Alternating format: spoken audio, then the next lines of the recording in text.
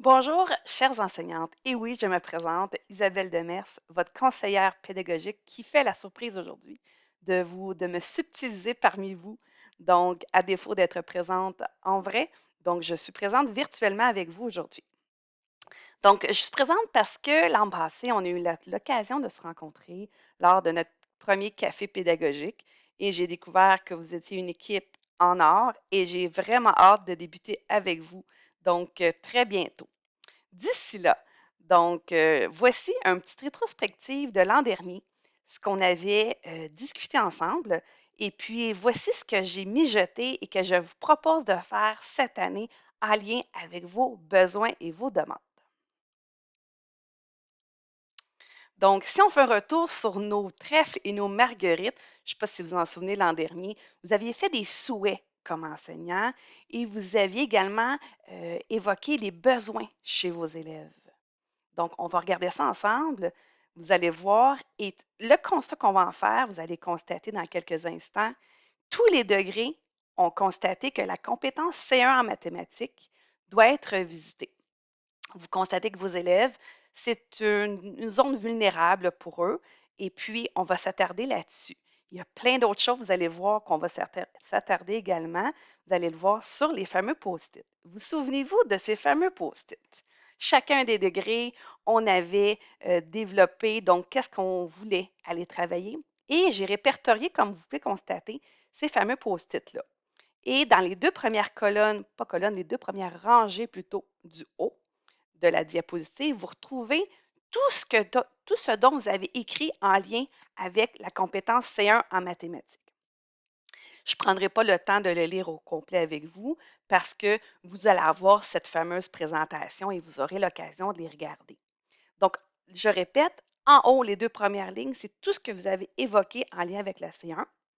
Et en bas, c'est tout ce qui, justement, avec les idées que vous avez apportées, qu'est-ce qu'on pourrait venir travailler avec la proposition que je vais vous soumettre aujourd'hui. Donc, toutes les approches efficaces, naturellement, la triangulation, les grilles d'observation, moins corrigées, je ne sais pas si vous en souvenez, ça faisait partie également des demandes. Donc, tout ça pourrait rentrer dans cette façon-là de faire. Donc, c'est parti. Est-ce que vous êtes prêts? Voici la fameuse proposition.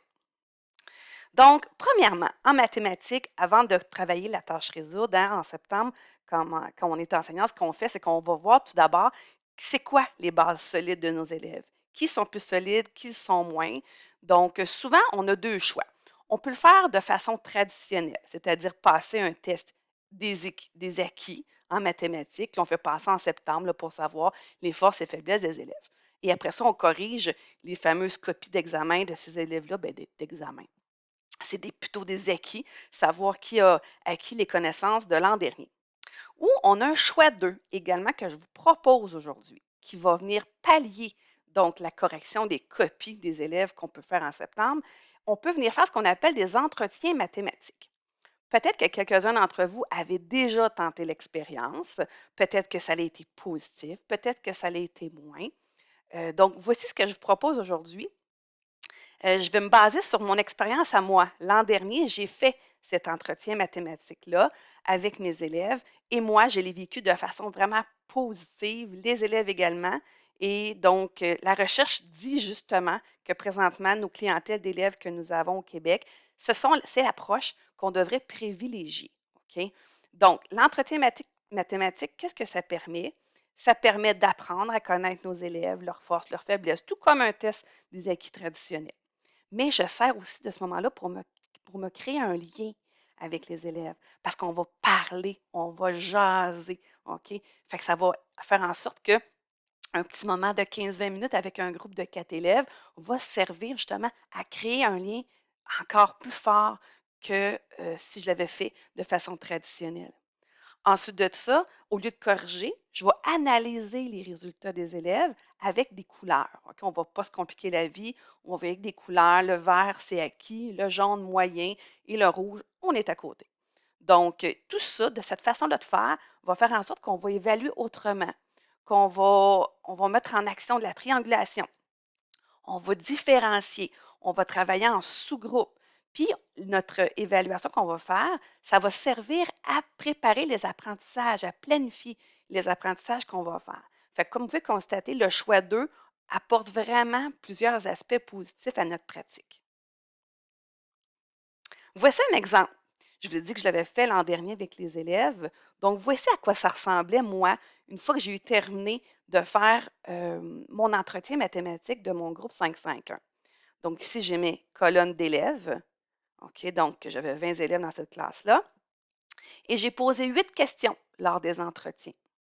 Donc, chacune des questions avait une notion. Donc, ça, c'était la lecture de nombres, l'écriture de nombres, la régularité, ordonner, recomposer, décomposer, estimer et la valeur d'opposition. Et à la toute fin, je me suis gardé une colonne pour l'aspect affectif. Est-ce que l'élève semblait anxieux? Il semblait nerveux face aux mathématiques? Comment il réagissait? Donc, je me suis alloué également du temps pour observer tout ça. Et mon constat, vous allez dire, aïe, aïe, c'est vraiment évident. On voit que la colonne ici, sur estimer une quantité, vraiment, on voit que ce groupe-là avait vraiment une difficulté à répondre à la question 7 concernant l'estimation. Fait que moi, dans ma planification, je dis, OK, ça va donc être prioritaire. Je vais débuter mon année, je vais me trouver dans ma planification des moments pour venir travailler cette notion-là avec eux. Donc, ça me permet de voir les notions à privilégier pour débuter mon année, pour aider mes élèves vulnérables. Les rouges également correspondent, on peut dire également qu'ici, OK, on peut faire certains regroupements, OK, comme la régularité. Je vois que mon élève 10 et 13, donc, ont de la difficulté avec la régularité. Fait que pourquoi pas ces deux-là, les prendre juste à deux, puis venir travailler avec eux autres quelques notions.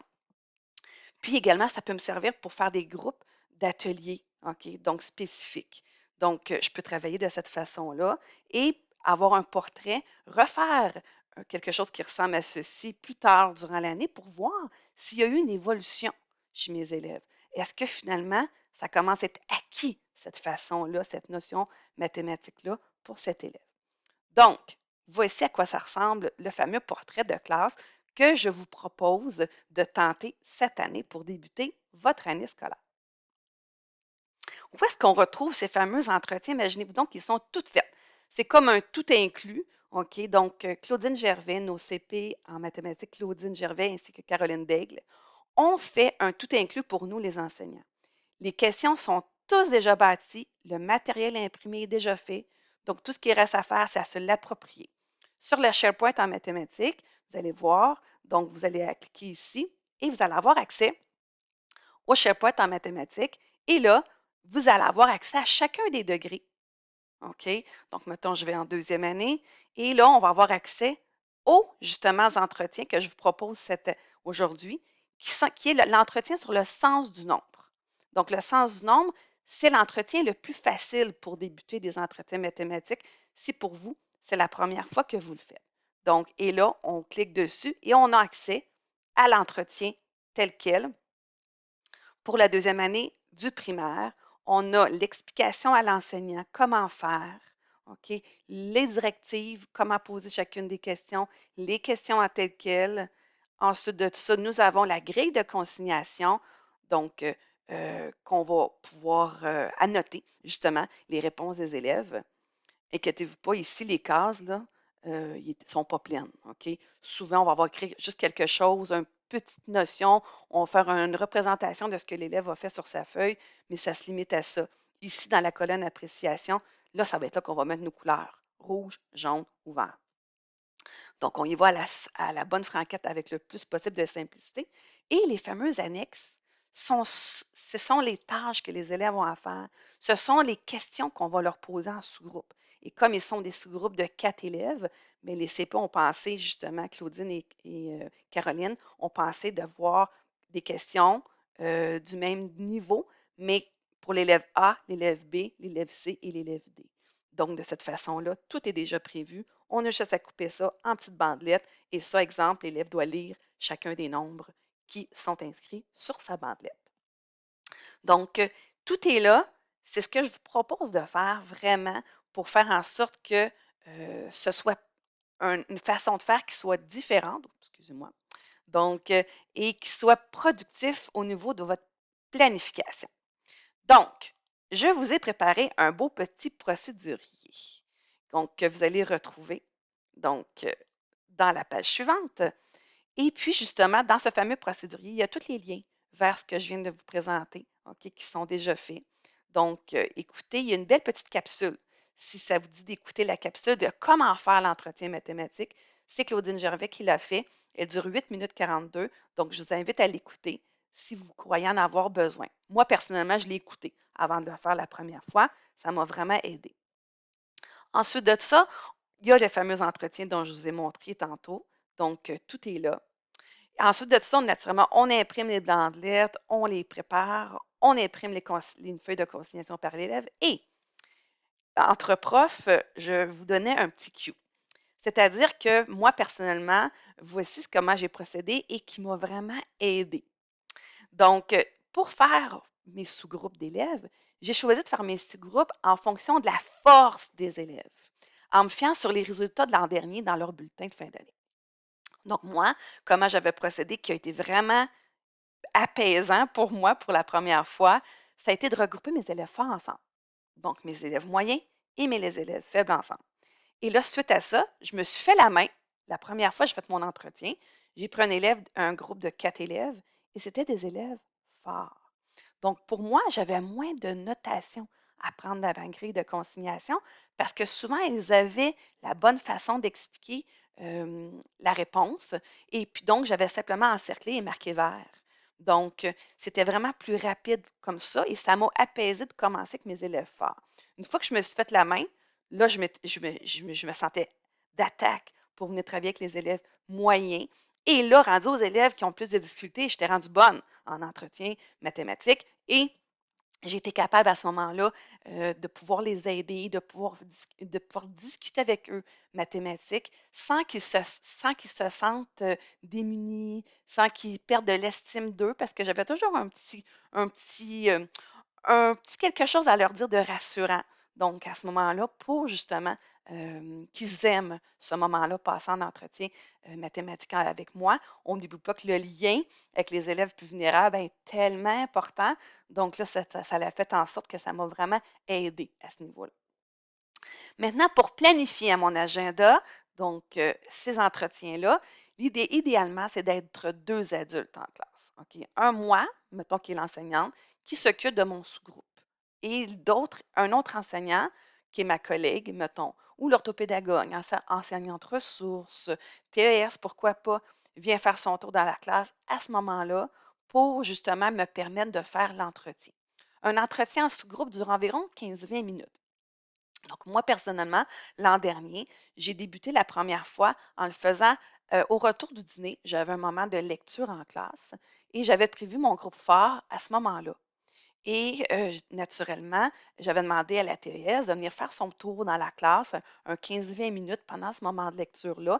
Elle en a profité pour faire des petites conversations avec certains élèves, etc.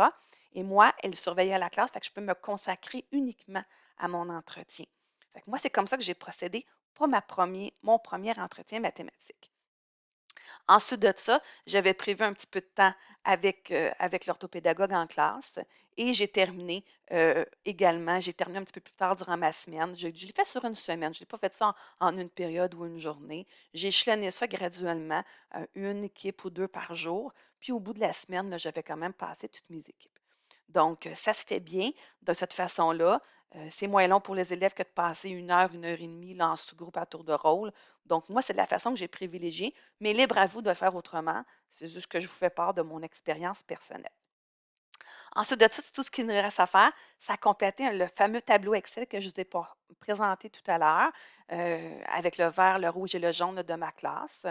Et naturellement, à partir de ça, quand on va se voir en vrai, là, on va vraiment observer ce que vous avez comme portrait de classe et on va, on va réfléchir ensemble et on va poursuivre notre réflexion pédagogique avec des approches. On va planifier des choses intéressantes pour vos élèves. Donc, en ayant en tête tous vos besoins et vos souhaits que vous voulez mettre en place cette année. Donc, c'est ce qui termine cette petite capsule. Je vous souhaite une très belle expérimentation et à bientôt!